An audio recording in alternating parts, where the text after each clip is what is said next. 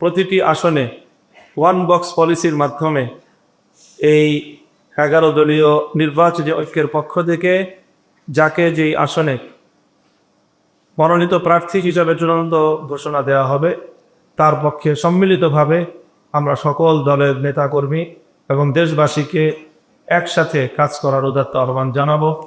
সেই সাথে যেই জুলাই সনদ বাস্তবায়নের লক্ষ্যে যে গণভোট হচ্ছে সেই গণভোটে সম্মিলিতভাবে গোটা দেশবাসীকে ঐক্যবদ্ধ হয়ে জুলাই সনদের আইনি ভিত্তি কার্যকর করার লক্ষ্যে হ্যাঁ ভোটকে বিজয়ী করার জন্য দেশবাসীকে আহ্বান জানানোর লক্ষ্য নিয়ে আজকের এই সাংবাদিক সম্মেলনে এ পর্যায়ে মুখ্য বক্তব্য উপস্থাপন করবেন বাংলাদেশ জামাতে ইসলামীর মহতারাম আমির জনাব ডক্টর শফিকুর রহমান।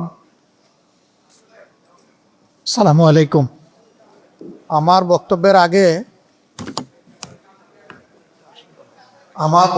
আগে জুলাই বিপ্লবের ইন্সপিরেশন আমাদের যুব সমাজের মুখপাত্র আমি নাহিদুল ইসলামকে কিছু বলার জন্য অনুরোধ করব। আসসালামু আলাইকুম। প্রিয় সাংবাদিক ভাই বোনেরা এবং প্রিয় দেশবাসী, আজকের এক ঐতিহাসিক মুহূর্তে আমরা উপস্থিত রয়েছি, যেখানে আমরা সংস্কারের পক্ষে থাকা, বাংলাদেশের আজাদির পক্ষে থাকা এবং বৈষম্য বিরোধী, দুর্নীতি বিরোধী বাংলাদেশের পক্ষে থাকা অনেকগুলো রাজনৈতিক দল এককে একটি প্ল্যাটফর্মে এসেছি, যেখানে আমরা ঐক্যবদ্ধভাবে আসন্ন জাতীয় নির্বাচন এবং গণভোটে অংশগ্রহণ করব বলে সিদ্ধান্ত নিয়েছি। ফলে এটা আমাদের এক ঐতিহাসিক মুহূর্ত, ঐতিহাসিক যাত্রা। এটা যেমন একই সাথে নির্বাচনী সমঝোতা, একই সাথে রাজনৈতিক গুরুত্ব অপরিসীম। কারণ গণ অভ্যুত্থানের পরে আমরা যে আকাঙ্ক্ষাকে ধারণ করে এগিয়ে যেতে চাচ্ছি, আসন্ন নির্বাচনে এই পরীক্ষার মধ্য দিয়ে আমাদেরকে উতরাতে হবে। ফলে আমাদের সেই গণ অভ্যুত্থানের আকাঙ্ক্ষিত বাংলাদেশ, আমাদের মহান মুক্তিযুদ্ধের সাম্য, মানবিক মর্যাদা এবং সামাজিক সুবিচারের বাংলাদেশ, এবং আমাদের 1947 সালের যে আজাদির লড়াই, সকল ঐতিহাসিক লড়াইকে ধারণ করে আমরা এই আসন্ন নির্বাচন এবং গণভোটে একত্রে কাজ করব, ঐক্যবদ্ধ কাজ করব। ফলে সারা বাংলাদেশের সকল আসনে, আমি আজকে সকালেও বলেছি যে আমাদের কোনো দলের প্রার্থী থাকবে না আজকে ঘোষণার পর থেকে। সেটা আমাদের এই নির্বাচনী সমঝোতা বা 11 দলীয় নির্বাচনী ঐক্য, তাদের প্রার্থী হিসেবে তারা বিবেচিত হবে। এবং আমরা সবাইকে সহযোগিতার মাধ্যমে জনগণের পক্ষে, হ্যাঁর পক্ষে আমরা এই নির্বাচনকে ফলাফল নিয়ে আসব এবং বাংলাদেশ সামনের দিকে এগিয়ে যাবে, এটাই আমাদের প্রত্যাশা। আসসালামু আলাইকুম। যে আমাদের মধ্যে এখানে প্রকৃতম রাজনীতিবিদ, সাবেকমন্ত্রী, খেতাবপ্রাপ্ত নেতৃত্ব জনাব ডক্টর কর্নেল আহমদ বিক্রম আছে, আমরা তারও একটু সংক্ষেপে দোয়া দিতে চাই। আসসালামু আলাইকুম ওয়া রাহমাতুল্লাহি ওয়া বারাকাতুহু। মঞ্চ ভূমিষ্ঠ জামাতের আমির ডক্টর শফিক সাহেব, অন্যান্য শীর্ষ নেতৃবৃন্দ, সামনে ভূমিষ্ঠ 11 দলের নেতা কর্তৃবৃন্দ, সম্মানিত সাংবাদিকবৃন্দ, আপনাদের সবাইকে এই ঐতিহাসিক দিনে এখানে উপস্থিত হওয়ার জন্য আমার পক্ষ থেকে, সকলের পক্ষ থেকে আন্তরিক মোবারকবাদ জানাচ্ছি।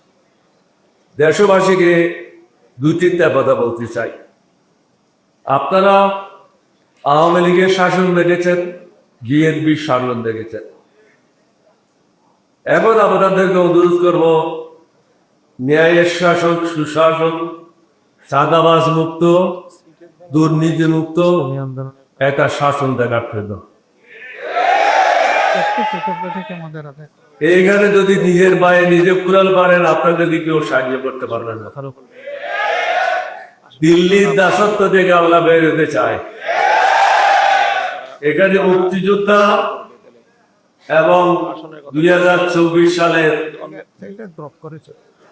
জুলাই যোদ্ধা সম্মেলন এখানে মিলন ঘটেছে, এটা অন্য কোনো জায়গায় এই মিলন ঘটে নেই। জাতিকে সিদ্ধান্ত নিতে হবে। আপনারা কি ভারতের দাসত্ব করবেন না বাংলাদেশের জনগণের খ্যাতমত করবেন? আমরা যারা এখানে উপস্থিত হয়েছি, আমরা জনগণকে শাসন করার জন্য উপস্থিত হইনি, আমরা জনগণের সেবক হিসেবে কাজ করার জন্য উপস্থিত হয়েছি। বর্তমানে যে বিভিন্ন জায়গায় নির্বাচনের পরিবেশ নাই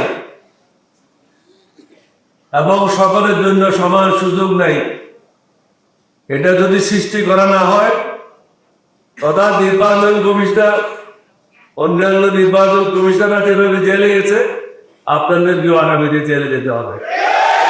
আমরা পাবেন না, অন্যের পিছনে যাবেন না, কারো তাড়াতাড়ি করবেন না, তাড়াতাড়ি করবেন বাংলাদেশের জনগণের। দেশের জন্য যেটা ভালো সেটা করবেন। এখনো মানুষ নিয়ে বিচার পাচ্ছে না। নির্বাচন কমিশনের দ্বারা অনেকেই বৈধতা পাওয়ার জন্য বা তাকে অবৈধ করার জন্য যে দরখাস্তগুলি দিয়েছে, এইগুলি ঠিকভাবে পর্যালোচনা করে রায় দেওয়া হচ্ছে না। আমরা আশা করব সমগ্র জাতি ঐক্যবদ্ধভাবে আমরা যারা আজকে মঞ্চে এখানে উপস্থিত হয়েছি, আমাদের পক্ষে রায় দিয়ে এই দেশের সেবা করার জন্য সুযোগ দেবেন। আপনাদের সবাইকে ধন্যবাদ। সুন্দর ভবিষ্যৎ কামনা করে আমার বক্তব্য এখানে শেষ করছি। আসসালামু আলাইকুম ওয়া রাহমাতুল্লাহ। ধন্যবাদ কর্নেল আলী আহমদ সাহেবের বক্তব্যের জন্য। আমরা এখানে ঠিক সেরকম কোনো ডেকোরাম ফলো করছি না। আমরা আসলে 11 নির্বাচনী ঐক্য না, কার্যত দেশ করার জন্যই আমরা একত্রিত হয়েছি। শেষ পর্যায়ে অতি সংক্ষেপে আমি খেলাফত মজলিসের সম্মানিত মহাসচিব জনাব ডক্টর আহমদ আবু তারেককে অতি সংক্ষেপে কিছু বলার অনুরোধ করব। বিসমিল্লাহির নেতৃবৃন্দ এবং সম্মানিত সাংবাদিক বন্ধুগণ, সুধীমণ্ডলী, আসসালামু আলাইকুম ওয়া রাহমাতুল্লাহি ওয়া বারাকাতুহু। আজ আমরা 11টি লক্ষ্যবদ্ধ হয়েছি দেশ ইনসাফ কায়েমের লক্ষ্যে, মানুষের অধিকার ক্রিয়ার লক্ষ্যে, দেশের উন্নয়নের লক্ষ্যে, সেবার লক্ষ্যে।